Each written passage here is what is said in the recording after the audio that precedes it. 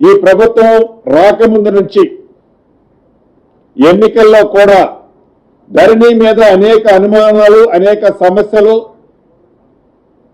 అనేక ఇబ్బందులు భూములున్న ఆసాములు పడ్డ సందర్భంలో ఆనాటి పిసిసి అధ్యక్షులుగా ఈనాటి గౌరవ ముఖ్యమంత్రి రేవంత్ రెడ్డి గారు కానీ, ఆనాటి ఫ్లోర్ లీడర్గా ఈనాటి ఉప ముఖ్యమంత్రి బట్టి విక్రమార్క గారు కానీ, అనేక మంది ముఖ్య నాయకులు ఆ వేదిక మీద ధరణి గురించి అనేక సందేహాలు, అనేక విషయాలని ప్రజలకు తెలియజేయటం జరిగింది.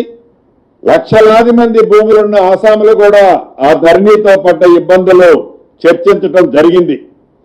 తదుపరి ఈ రాష్ట్ర ప్రభుత్వం గౌరవ ముఖ్యమంత్రి రేవంత్ రెడ్డి గారి నాయకత్వంలో ఏర్పడిన తర్వాత ధరణి స్థానంలో భూభారతి అనే ఒక కొత్త చట్టాన్ని తీసుకొచ్చి ఆ చట్టంలో ఏవైతే ఇబ్బందులు ఉన్నాయో ప్రతి ఇబ్బందిని పరిష్కరించే విధంగా ఈ భూభారతి చట్టాన్ని మార్పులు తేటమే కాకుండా విధి విధానాలు కూడా ఏర్పాటు చేసుకోవడం జరిగింది.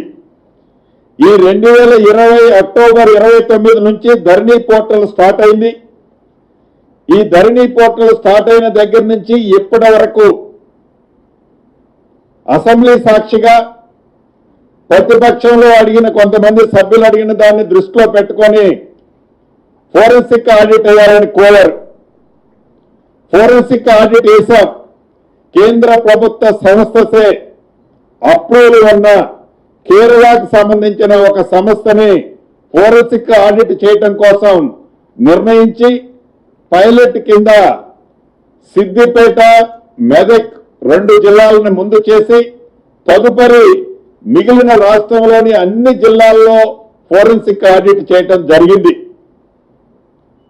ఏదైతే ఈ ఫోరెన్సిక్ ఆడిట్ జరిగిన తర్వాత ఏదైతే ధరణికి సంబంధించిన యాప్ ఏదైతే ఉందో ఆ యాప్కు సంబంధించి అంతకుముందు టెరాసిస్ ఎవరైతే దాన్ని రన్ చేశారో ఆ టెరాసిస్ రన్ చేసిన వాళ్ళు, మెయింటైన్ చేసిన వారి దగ్గర నుంచి కేంద్ర ప్రభుత్వ సంస్థ అయిన ఎన్ఐసికి ఈ భూభారతిని పూర్తిగా వారికి హ్యాండ్ ఓవర్ చేశాం. ఆపరేషన్స్ అండ్ మెయింటెనెన్స్ చేసిన తర్వాత ఏదైతే పాత పోర్టల్ ధరణి పోర్టల్ని యాజ్ ఇట్ ఈజ్ గా కొన్ని చిన్న చిన్న మార్పులు చేసి 32 మాడ్యూల్స్ ని 6 మాడ్యూల్స్ గా చేంజ్ చేసి దాంట్లో కొన్నిటిని సాధ్యమైన వాటిని సవరించి ఈ ఎన్ఐసికి హ్యాండ్ ఓవర్ చేశారు. తదుపరి ఎన్ఐసి రన్ చేయడం జరిగింది. ఈ రన్ చేసిన సందర్భంలో ఏదైతే ఈ ఫోరెన్సిక్ ఆడిట్ కానీ మిగతా సంస్థలు ఏవైతే ఇచ్చిన రిపోర్ట్ల ఆధారంగా తప్పకుండా ఎప్పుడైతే ధరణి ఏర్పడిందో ధరణి ఏర్పడి ఆ పోర్టల్కి సంబంధించిన టెండర్ దగ్గర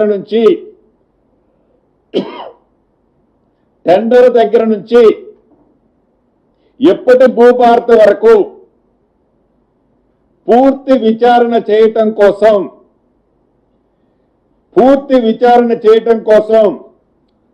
స్పెషల్ ఎంక్వైరీ టీమ్ ఎస్ఈటిని స్పెషల్ ఎంక్వైరీ టీమ్ ఎస్ఈటిని ఏర్పాటు చేయాలని రాష్ట్ర కేబినెట్ ఆమోదం తెలపడం జరిగింది. దీని ప్రధాన ఉద్దేశం ధరణి ఏర్పడిన దగ్గర నుంచి 2020 అక్టోబర్ 29 నుంచి ఇప్పటి భూభారతి వరకు ధరణి పోర్టల్కి టెండర్ దగ్గర నుంచి లగాయించి ఏవైతే ప్రతిపక్ష పార్టీలు చెబుతున్నాయో ప్రొబిటెడ్ లిస్టులో లక్షలాది ఎకరాలు ప్రొబిటెడ్ చేసి ఆ ప్రొవిషన్ చేసిన వాటిని వారికి నచ్చినోరికి రిలీజ్ చేస్తున్నారనే ఆరోపణలతో సహా ప్రతి అంశాన్ని క్షుణ్ణంగా ఏమేమి ఈ ధరణి పోర్టల్లో జరిగాయి, ధరణి పోర్టల్ని ఎన్ఐసికి హ్యాండ్ ఓవర్ చేసిన తర్వాత ఏం జరిగాయి, దీని బ్యాక్ ఎండ్ లో ఎవరెవరున్నారు, ఎక్కడెక్కడ ఏమేమి జరిగింది అనేది పూర్తి విచారణ కోసం ఎస్ఈటిని స్పెషల్ ఎంక్వైరీ టీంని ఏర్పాటు చేయటం జరిగింది. 2003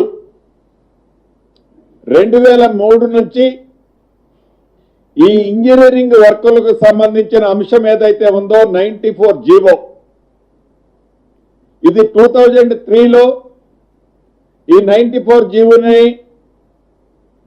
ఆమోదించుకున్నాం. దాని తర్వాత సుమారు 23 సంవత్సరాల తర్వాత ఏదైతే ఈ 94 జీవో తర్వాత జీవో నెంబర్ 1 కానీ ఒక్కొక్క డిపార్ట్మెంట్ ఒక్కొక్క కార్పొరేషన్ వారి కన్వీనియంట్ కోసం వారి టెండర్ల సిస్టంలో మార్పులు చేర్పుల కోసం అనేక సవరణలతో వారు కొన్ని జీవోలు ఇచ్చుకోవడం జరిగింది. టెండర్ సిస్టమ్ అనేది ఒక పారదర్శకంగా లేదు.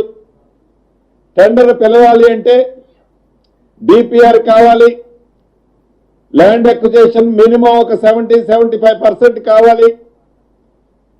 ఈ డిపిఆర్ అడ్మినిస్ట్రేటివ్ అప్రూవల్ తీసుకోవాలి. టెండర్ ని యాజ్ పర్ సిస్టమ్ లో యూనిఫామ్ లో పిలుచుకొని భవిష్యత్తులో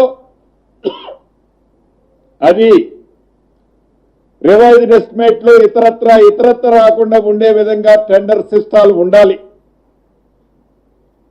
ఈ 23 సంవత్సరాల క్రితం ఏదైతే మదర్ డాక్యుమెంట్ గా పిలువబడే 94 జీవో ప్రకారం టెండర్లు జరుగుతున్నాయో,